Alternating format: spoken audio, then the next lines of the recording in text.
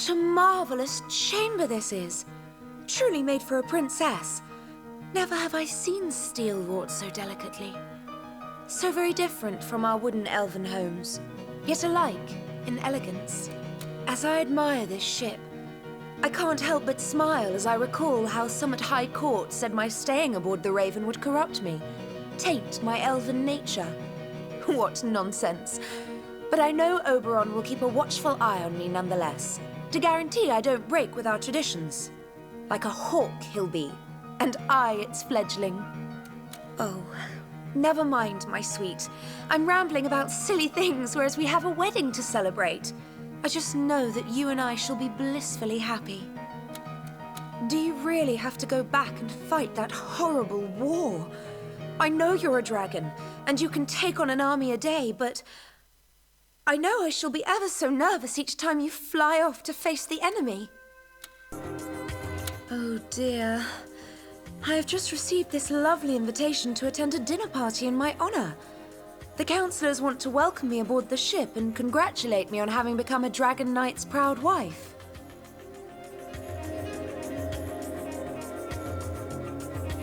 That's just the thing.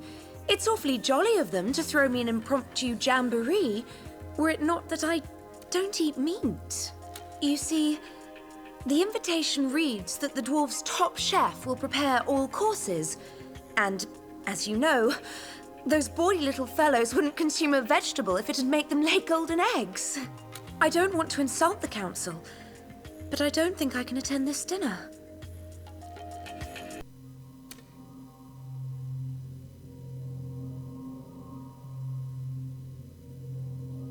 Would you? Oh, that's ever so sweet. I do feel bad about turning down such a nice gesture, but I'd feel worse should I break the hallowed habits of my people. Thank you for being so understanding. To find oneself in such an imposing new environment is daunting enough as it is. I don't think I could bear to set aside the traditions of my people as well. Dearest, I want to thank you again for providing an excuse for my absence at the councillor's welcoming party. Had I been there, refusing to eat dwarven dishes would have been so very rude. Not to mention the scorn that would have befallen me had I actually partaken. But I do mention it, because I know we didn't really fool anybody. When I met Sir Silverin in the lounge, the fire in his eyes would have sufficed to roast me like a pig on a spit. As a matter of fact, I'm quite certain he was picturing me with an apple in my mouth. Now, I don't want to cause you any more diplomatic trouble, so here's my idea to make things right. We elves do not react to another's ire with ire. We try to appease by inviting them to smoke the traditional peace pipe with us. The soothing effect of fragrant rosewood, intermingled with hints of druidini, never fails to produce the desired effect that is amity, serenity, and tranquility.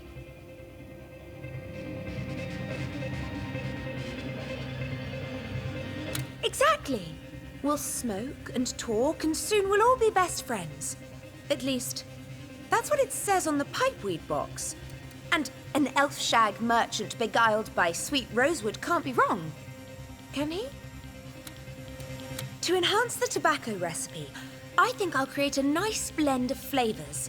I'll add parsley, a hint of sage perhaps, definitely rosemary, and thyme.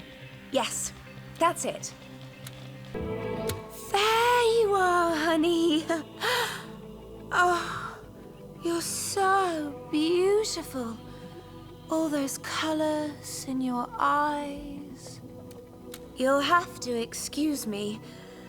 I'm still a bit woozy from all the rosewood we smoked.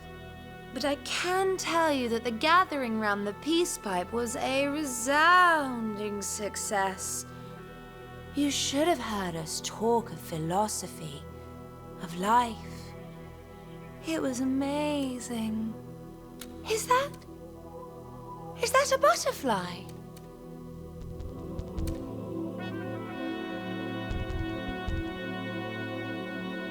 Think! I know it! We made important political decisions, even. You don't mind, do you? Metaphysics! That was the topic. Because why don't creatures of ephemeral nature enjoy the rights the living have? Ghosts, sprites, wraiths, all those poor disembodied souls. They were void in the eyes of the law, but no longer. They are our equals now. Isn't that just fantastic? We're all like one. We are the universe, and the universe is in us. Ooh, that's good. I need to write that down. Dragons in the sky with diamonds. Oh, so pretty. Oh, my love, what a pickle I am in. You have heard about the new statue that will be placed on Government Square, have you not? The one school children from all over Rivellon could pick the subject for?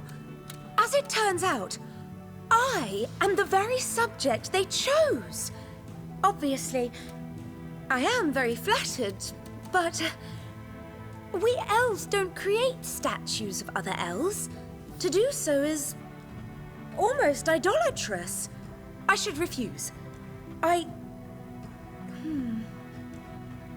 Should I? Oh, that stick in the mud. You're quite right, though. I must remember that above all, I am a proud elf. And yet, just once, it would have been nice not to be reminded. Those poor school children. They'll be so disappointed.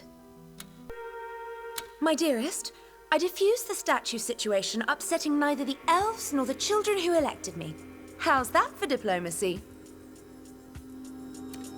And how did I do it?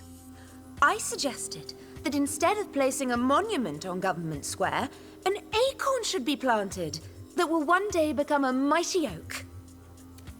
Each year, the children will decorate its towering branches to celebrate Lohannah Day, and every other day people will find comfort in its shade.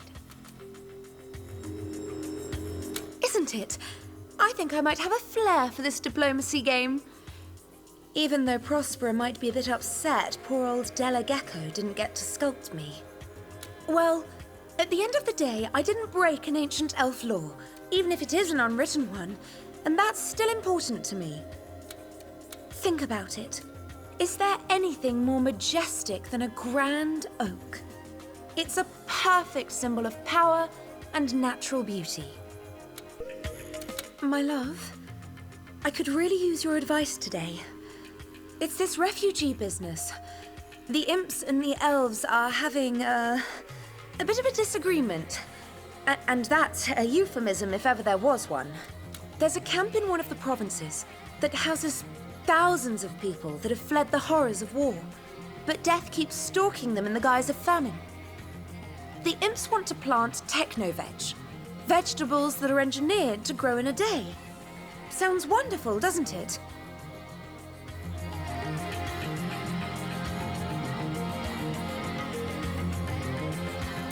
The problem is that the elves regard this engineering business as a breach of nature's edicts.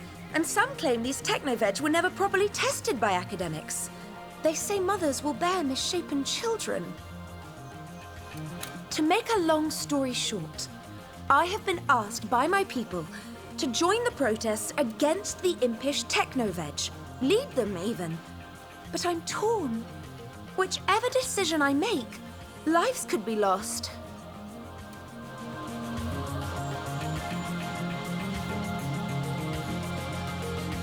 Are they?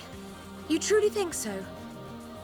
Well, if it's unborn children I'm protecting, I'm bound to be on the just side of the conflict, am I not? In the meantime, may the spirits of the earth and forest feed those lost for food. So now I have to organize a protest.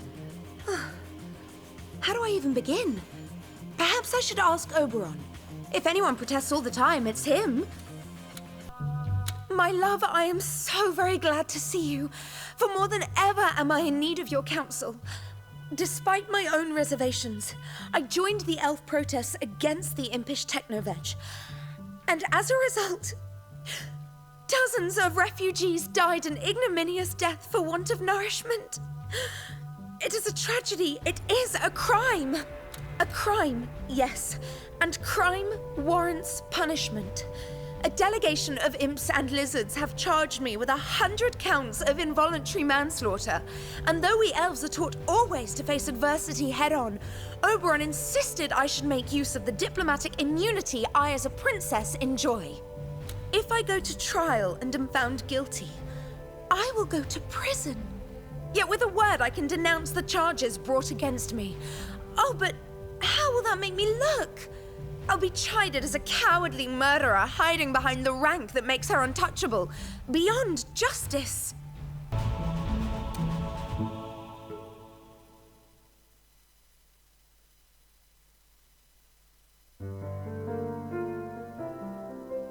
I'll need a good lawyer, a sterling one in fact.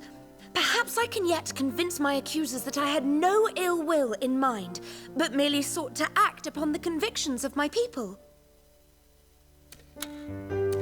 Who should represent me in court? The elves are too high-spirited, the dwarves too mean-spirited, the undead without spirit, and the imps and lizards, well, they just want to see me incarcerated, not acquitted. Spirits of light and leaf, give me strength. It has happened. Never have I heard a sound so chillingly cold and indifferent as the gavel coming down on granite. Guilty. Life imprisonment. Formally do I accept this verdict, for it is the law of the land that I broke.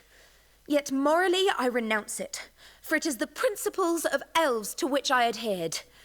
Though I am to be shackled by alien ethics, in spirit I remain free, for in the eyes of my own people, I remain forever innocent. The only thing that makes me falter is having to leave you, my love. It is not the prospect of prison, but that of our parting that makes me quiver and makes my heart quail.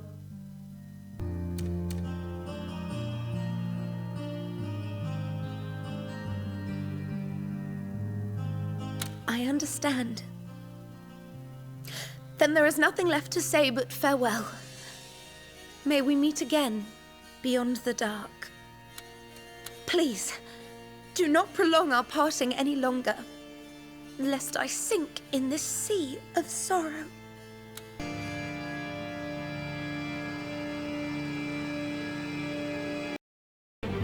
Spirits of light and leaf, give me strength.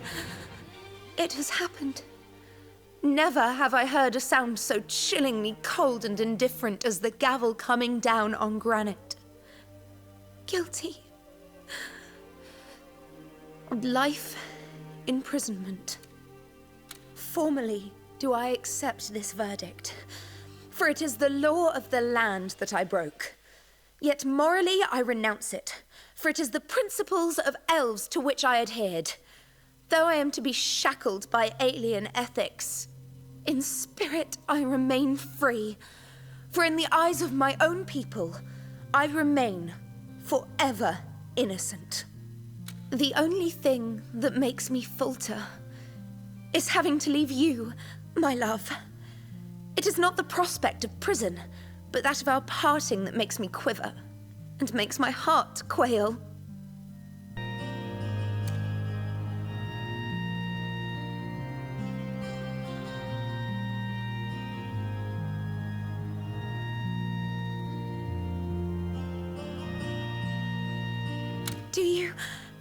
Do you really mean it? I can stay. Oh, my love, I cannot describe my rapture. It is as if the moon would break in the night and bear a new sun. Every last morsel of melancholy melts away. The throes of torment thaw and evanesce. We shall always be together. Always. The sweet taste of liberation. This nectar, mild as mead and luscious as my love. My sweet, my love, how my heart rejoices at your approach. Like the buttercup tracks the sun across the sky, so does my very being find in you its beacon. Our marriage is still young, yet it seems ages since last I frequented Elven Court, a home and shelter so wholly different from this golden raven. There I lived among my kinsmen alone, raised to be the living embodiment of our traditions. But here I reside among the rambunctious representatives of all the civilized races. And yet, their exotic customs have not made the impact on me some had foreshadowed, despite the cosmopolitan hustle and bustle aboard this ship. I have been able to remain faithful to my ways, humble and hallowed as they are. For this I have you, and you alone, to thank. Many times have I been tempted, but I never gave in when it genuinely mattered, which I might well have done, had I not had you as my guide. You kept me true, my darling dragon. My everlasting love is yours. I think I'll return to the old house for a week or so, see the old lawmasters.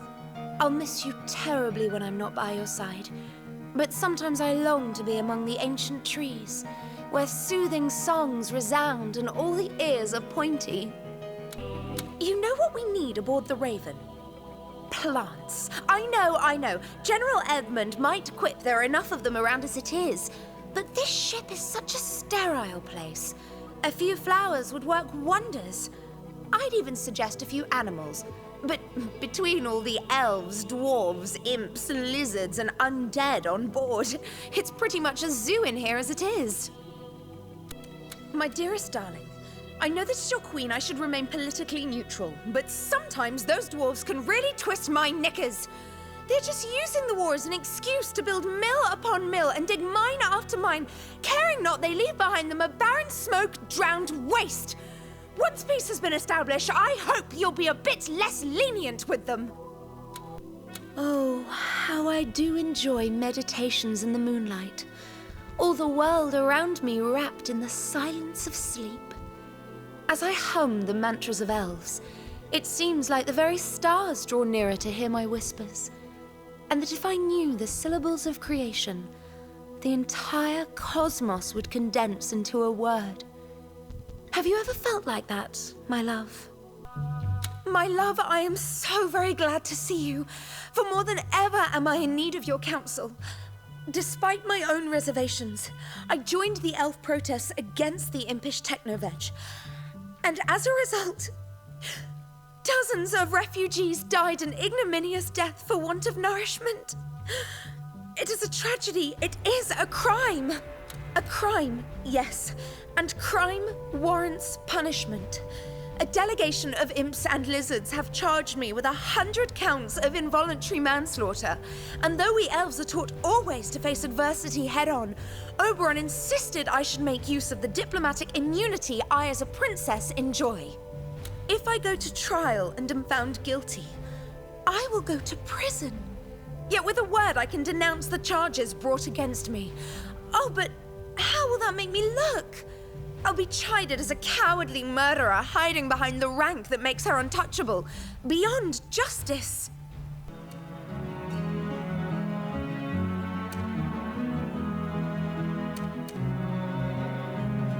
Doing so feels wrong somehow, but I fear the darkness of the cell, the perpetual loneliness and confinement.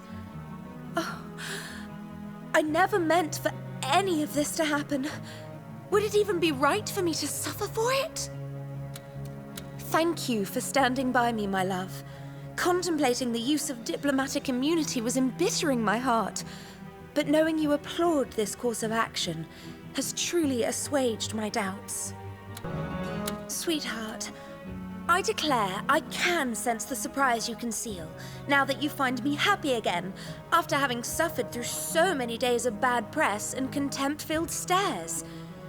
Making use of diplomatic immunity to circumvent the rule of law hasn't exactly endeared me in the public eye, but all of that changed overnight when I used my extra legal influence to more altruistic purposes. I backdealt and bribed, inveigled and intimidated. I made use of every dirty trick in the book, and what do I have to show for it? The liberation of no less than 1,000 prisoners of war from our enemy's most notorious dungeons. Are you proud of me? Never underestimate the power of the word, my dear dragon, for oftentimes it will open doors that would withstand a barrage of fire breath.